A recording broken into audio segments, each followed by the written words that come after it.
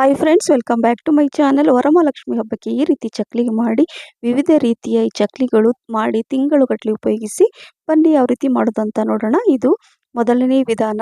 ಇದರಲ್ಲಿ 1 ಕಪ್ ಅಷ್ಟು ನಾನು ಪುಟಾಣಿ ಹಾಕೊಂಡು ಫೈನಾಗಿ ಪೌಡರ್ ಮಾಡಿಕೊಂಡು 3 ಕಪ್ ಅಷ್ಟು ಅಕ್ಕಿ ಹಿಟ್ಟನ್ನು ಕೂಡ ಹಾಕೊಂಡಿದ್ದೀನಿ. ನಂತರ ರುಬ್ಬಿರುವಂತಹ ಪುಟಾಣಿ ಪುಡಿನ ಹಾಕೊಂಡು, ನಂತರ 1 ಟೀ ಸ್ಪೂನ್ ಅಷ್ಟು ಜೀರಿಗೆ, ಅಜ್ವಾಯಿನ್, ಹಾಗೆ ರುಚಿಗೆ ತಕ್ಕಷ್ಟು ಉಪ್ಪು, ಸ್ವಲ್ಪ ಅರಿಶಿಣ, 1 ಟೀ ಸ್ಪೂನ್ ಅಷ್ಟು ಅಚ್ಚ ಖಾರದ ಪುಡಿ, ಸ್ವಲ್ಪ ಇಂಗು.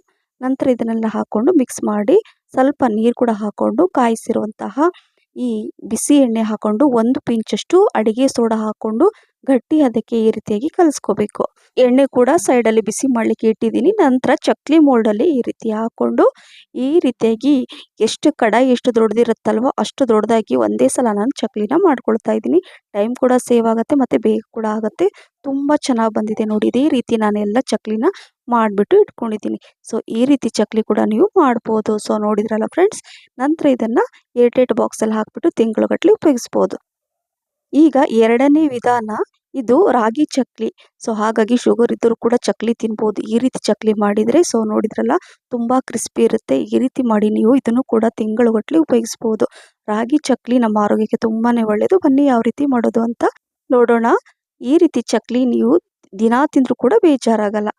ಇಲ್ಲಿ 3 ಕಪ್ಪಷ್ಟು ರಾಗಿ ಹಿಟ್ಟು ತೊಗೊಂಡಿದ್ದೀನಿ. ಯಾವ ಕಪ್ಪಲ್ಲಿ ತೊಗೊಂಡಿರ್ತೀರಲ್ಲ ಅದೇ ಕಪ್ಪಲ್ಲಿ 1 ಕಪ್ಪಷ್ಟು ಪುಟಾಣಿನ ಮಿಕ್ಸಿ ಜಾರಲ್ಲಿ ಹಾಕ್ಕೊಂಡು ಫೈನಾಗಿ ಪೌಡ್ರ್ ಮಾಡ್ಕೋಬೇಕಾಗತ್ತೆ. ಸೊ ನೋಡಿ, ಏನಾದರೂ ಪೌಡ್ರ್ ಸರಿ ಬರಲಿಲ್ಲ ಅಂದರೆ ನೀವು ಜರಡಿ ಮುಖಾಂತರ ಅಂದರೆ ಜರಡಿಯಲ್ಲಿ ಹಾಕ್ಕೊಂಡು ಸೋಸ್ಕೊಳ್ಳಿ. ಈಗ ನಾನು ಇದು ಫೈನಾಗಿ ಪೌಡ್ರ್ ಮಾಡಿರೋಂತಹ ಪುಟಾಣಿ ಪುಡಿನ ನೋಡಿ, ಯಾವ ಕಪ್ಪಲ್ಲಿ ನಾನು ತೊಗೊಂಡಿದ್ನಲ್ಲ ಅದೇ ಕಪ್ಪಲ್ಲಿ ನಾನು ತೋರಿಸ್ತಾ ಇದ್ದೀನಿ.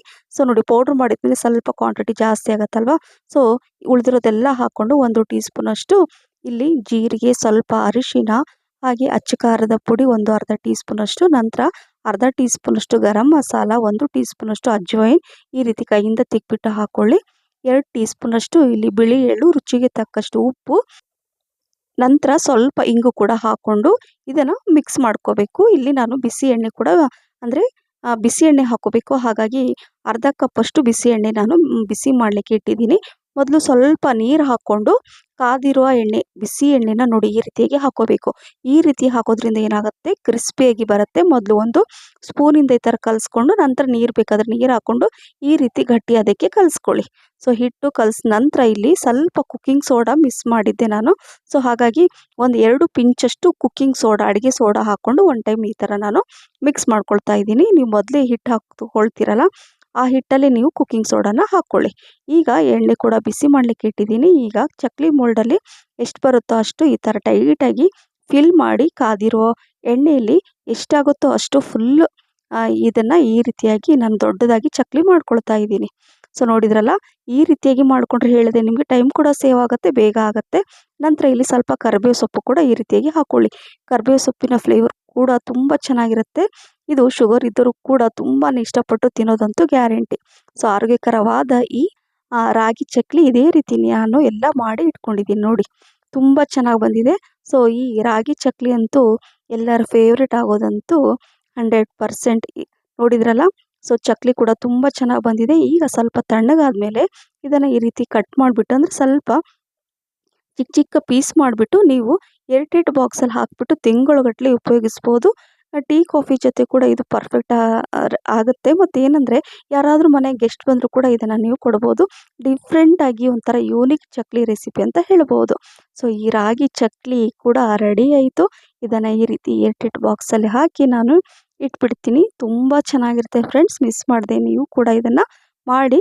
ವರಮಹಾಲಕ್ಷ್ಮಿ ಹಬ್ಬಕ್ಕೆ ಒಂದೇ ರೀತಿ ಚಕ್ಲಿ ಮಾಡೋದಕ್ಕಿಂತ ಡಿಫ್ರೆಂಟಾಗಿ ವೆರೈಟಿ ಚಕ್ಲಿ ಮಾಡಿದರೆ ಎಷ್ಟು ಚೆನ್ನಾಗಿರುತ್ತಲ್ವ. ಸೊ ನೋಡಿದ್ರಲ್ಲ, ಈ ಚಕ್ಲಿ ಕೂಡ ರೆಡಿ ಆಯಿತು.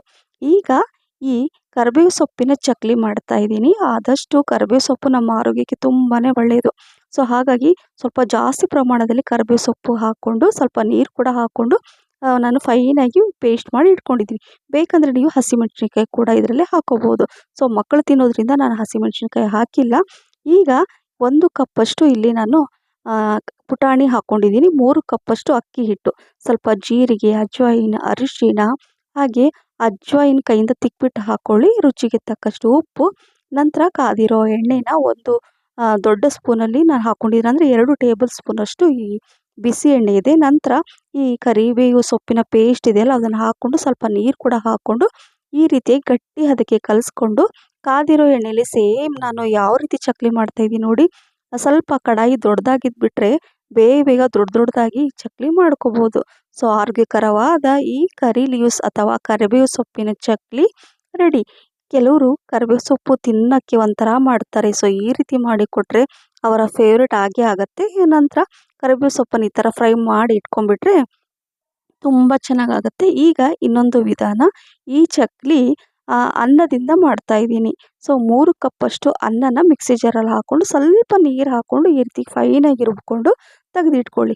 1 ಕಪ್ಪಷ್ಟು ಪುಟಾಣಿ ಕೂಡ ಫೈನಾಗಿ ರುಬ್ಕೊಂಡು ಇದರಲ್ಲಿ ಹಾಕ್ಕೊಂಡು ಅರಿಶಿನ, ಜೀರಿಗೆ, ಕಾಳು ಮೆಣಸಿನ ಪುಡಿ, ಅಚ್ಚ ಖಾರದ ಪುಡಿ, ಸ್ವಲ್ಪ ಅಜ್ವಾಯಿನ್, ಹಾಗೆ ರುಚಿಗೆ ತಕ್ಕಷ್ಟು ಉಪ್ಪು, 1 ಪಿಂಚಷ್ಟು ಕುಕ್ಕಿಂಗ್ ಸೋಡಾ, ಅಡಿಗೆ ಸೋಡಾ, ಕಾದಿರುವ ಎಣ್ಣೆ ಇದನ್ನು ಹಾಕ್ಕೊಂಡು ಈ ಥರ ಕಲಿಸ್ಕೋಬೇಕು. ನಂತರ ಸ್ವಲ್ಪ 2 ಟೇಬಲ್ ಸ್ಪೂನಷ್ಟು ಇಲ್ಲಿ ಅಕ್ಕಿ ಹಿಟ್ಟನ್ನು ಕೂಡ ಹಾಕ್ಕೊಂಡು ಸ್ವಲ್ಪ ಈ ಬಿಳಿ ಎಳ್ಳನ್ನು ಕೂಡ ಹಾಕ್ಕೊಂಡು ಈ ಥರ ಟೈಟಾಗಿ ಹಿಟ್ಟನ್ನು ಕಲಿಸ್ಕೊಂಡು ಈ ರೀತಿ ಚಕ್ಲಿ ಮಾಡಿಕೊಂಡು ಕಾದಿರೋ ಎಣ್ಣೆಯಲ್ಲಿ ಕೂಡ ನೀವು ಫ್ರೈ ಮಾಡಿಕೊಂಡ್ರೆ ಈ ಗರಿಗರಿಯಾದ ಚಕ್ಲಿ ಕೂಡ ರೆಡಿ ಆಗುತ್ತೆ. ಸೊ ನೋಡಿದ್ರಲ್ಲ, ಒಂಥರ ಡಿಫ್ರೆಂಟ್ ಆದ ಒಂಥರ ಯೂನಿಕ್ ರೆಸಿಪಿ ಅಂತ ಹೇಳ್ಬೋದು. ಸೊ ಈ ಚಕ್ಲಿ ಕೂಡ ರೆಡಿ ಆಯಿತು. ಈಗ ಇದನ್ನು ಕೂಡ ನೀವು ಮಿಸ್ ಮಾಡದೆ ಮಾಡಿ. ನಂತರ ಇನ್ನೊಂದು ಚಕ್ಲಿ ವಿಧಾನ, ಇದು ಗೋಧಿ ಹಿಟ್ಟಿನಿಂದ ಮಾಡಿದ ಚಕ್ಲಿ. ನೋಡಿದ್ರಲ್ಲ ಫ್ರೆಂಡ್ಸ್, ಇದು ಅಷ್ಟೇ ತುಂಬ ರುಚಿಯಾಗಿರುತ್ತೆ. 1 ಕಪ್ಪಷ್ಟು ಗೋಧಿ ಹಿಟ್ಟನ್ನು ಹಾಕ್ಕೊಂಡಿದ್ದೀನಿ. ನಂತರ ಅಂದರೆ ಇಲ್ಲಿ ಪುಟಾಣಿ ಬದಲಿಗೆ ನಾನು ಗೋಧಿ ಹಿಟ್ಟನ್ನು ಯೂಸ್ ಮಾಡ್ತಾ ಇದ್ದೀನಿ. ಹಾಗೆ 3 ಕಪ್ಪಷ್ಟು ಅಕ್ಕಿ ಹಿಟ್ಟು, 2 ಟೇಬಲ್ ಸ್ಪೂನಷ್ಟು ಬಿಳಿ ಎಳ್ಳು, 1 ಟೀ ಸ್ಪೂನಷ್ಟು ಜೀರಿಗೆ, ಹಾಗೆ ಅರ್ಧ ಟೀ ಸ್ಪೂನಷ್ಟು ಅಜ್ವಾಯಿನ್ ಈ ಥರ ಕೈಯಿಂದ ತಿಕ್ಬಿಟ್ಟು ಹಾಕ್ಕೊಳ್ಳಿ.